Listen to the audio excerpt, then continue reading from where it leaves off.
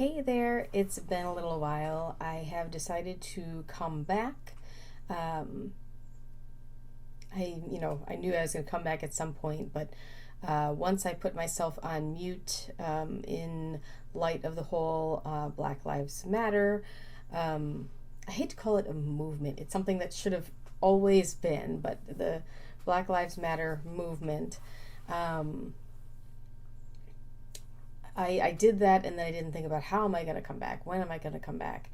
And it's still important. It's still going on.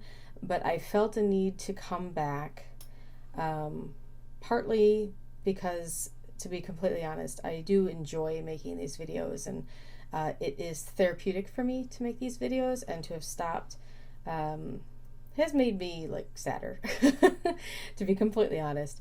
But also, I was listening to a podcast.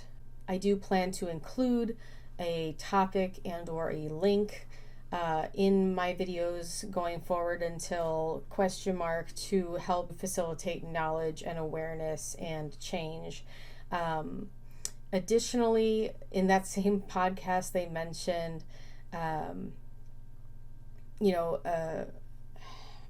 it's so long ago, I should have re-listened to the podcast, but they talk about how, if you're not, you almost feel like in a RPG game, like you feel like if you're not the main fighter, how much are you really helping your team to progress in the quest or in the game? And your mages or your healers are actually really important in helping your team move forward. And so I don't know if people find it healing or helpful or mentally comforting to watch my videos, but that is part of why I started making them. Is I found them comforting and entertaining to watch other people making their creative content, and so I wanted to put my creative content out there in case somebody would enjoy it or learn from it. And so for those two reasons, I don't have a huge presence to be able to educate a lot of people, but I do hope to put a little bit of education out there regarding the Black Lives Matter movement and, specific individual cases if I can. And also just to put my content out there for those who need a place to retreat mentally, emotionally, want to learn something new, or what have you. So I know that having a little blurb at the beginning of my videos maybe won't be the retreat you're looking for, but I'll try to keep that part brief and then move on into my content and then keep more detail in the description, kind of thing. Try to create a balance, I guess. And this may change as I evolve it and develop a format that I feel like works. It's going to be touch and go, but I wanted to come back and I wanted to explain this is how I'm balancing my coming back. This video, I wanted to talk about Breonna Taylor. Her story has been all over the news. If you don't know about it, I encourage you look up some information about it. I'll try to include a link below, but there are many articles and some of them do vary a little bit on facts. So I kind of feel like the best way to have a blanket understanding of anything is to look at multiple sources. She was shot by police officers, and what I've most recently read, nobody's been charged with anything. There is a petition at change.org seeking justice for Breonna, and so I will link that below if you want to go ahead and sign that, or a small action to try and help promote change. There is further action to be taken to procure justice for what happened to Breonna Taylor and to procure justice for her family and her community.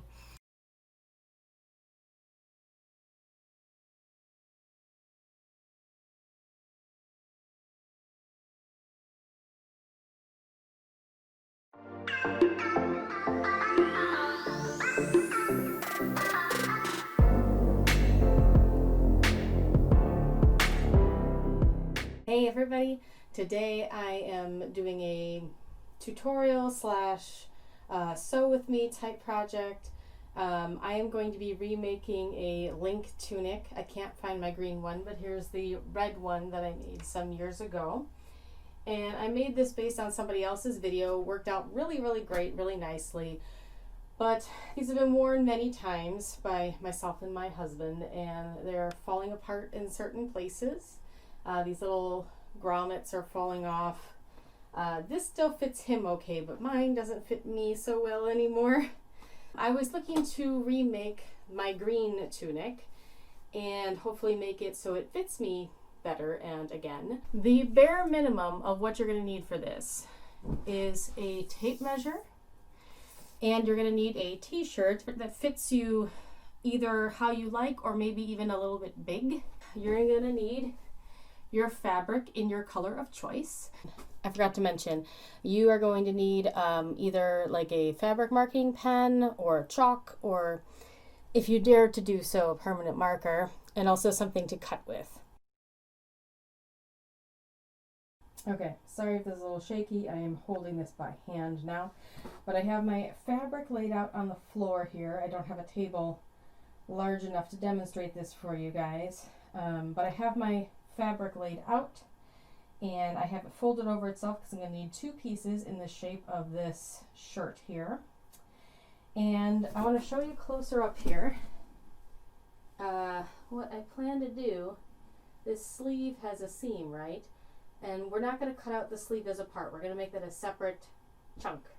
So you want to fold in or fold under your sleeve. So when you trace this, you have this concave shape that you follow. Another thing you're going to need to do, which I actually haven't done yet, is position your t-shirt higher on your fabric, because you're probably going to want to make it longer. Link's tunic goes down to somewhere mid-thigh, and this shirt doesn't go to mid-thigh on me, so I need to do that also. So I'm going to do that, trace it, and show you what that looks like. Be right back.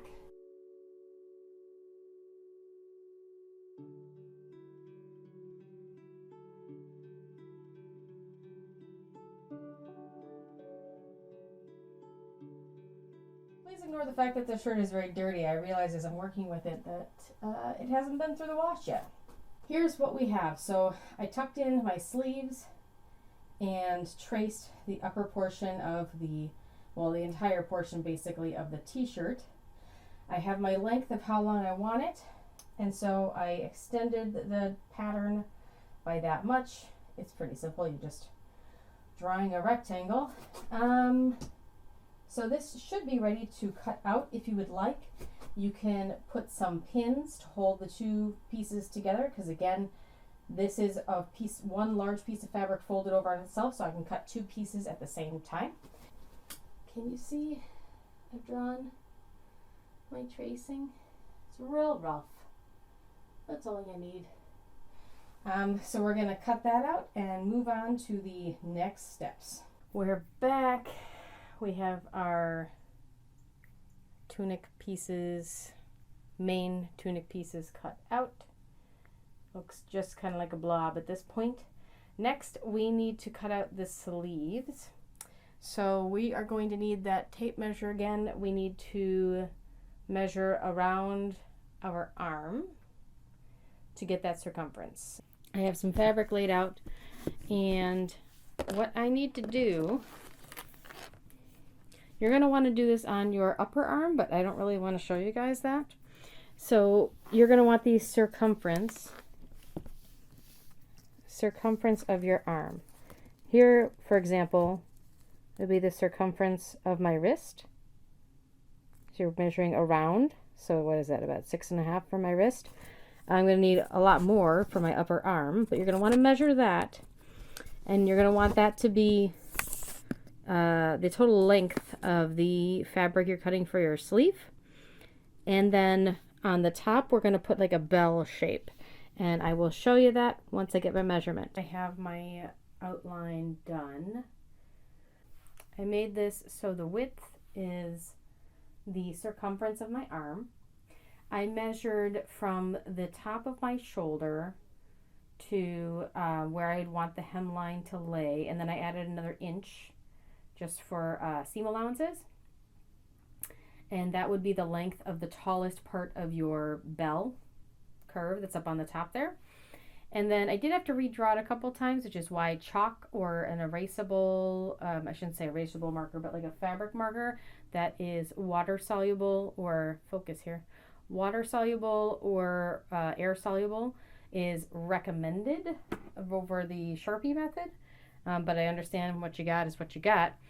And then for these shorter sides, it's going to sound gross, but I actually just kind of stuck the tape measure in my armpit, because that's where the bottom of the armhole will roughly be, and kind of pinched my arm on top of it and let it lay there and looked at how much length I needed, and again added another inch because I added an inch to this measurement.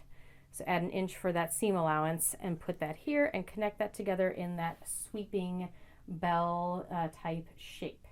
And that is how we're making our sleeve. We need 2 of those, so this fabric is already folded over on itself. So I'm going to go ahead and cut that out. I have traced out our last piece of what I feel like is the bare minimum you need to make this cosplay. I would definitely recommend adding some other things, but we need a tunic with sleeves and a hat. So for our hat, at least for the green tunic version of Link, you need the hat. So he wears that kind of almost sleeping cap type style or elf type style hat.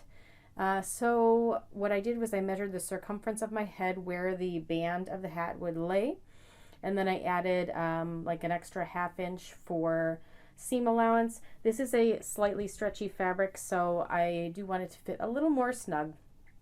So less seam allowance for me, but if you want more seam allowance, by all means add that. And then for the length, not on my forehead, but at the front of my head where it's going to sit, I draped the measuring tape. I draped the measuring tape down over the back of my head, down my back, and measured how long I wanted it to lay when it's sitting on my head. And then that is the length I measured on this fold here. I marked it, and then I just laid my tape measure as flat as possible just so I could trace that line. And that leaves us with, I hope you can see that, that leaves us with this kind of shape. I did arch the part that'll be like the hem around your head, because if you draw just a straight line, it's not going to sit properly on your head. So we're going to cut that out, and then we will have all of our pieces. I will probably cut the scoop of the front portion of the neckline a little bit deeper. You can cut that however you would like it.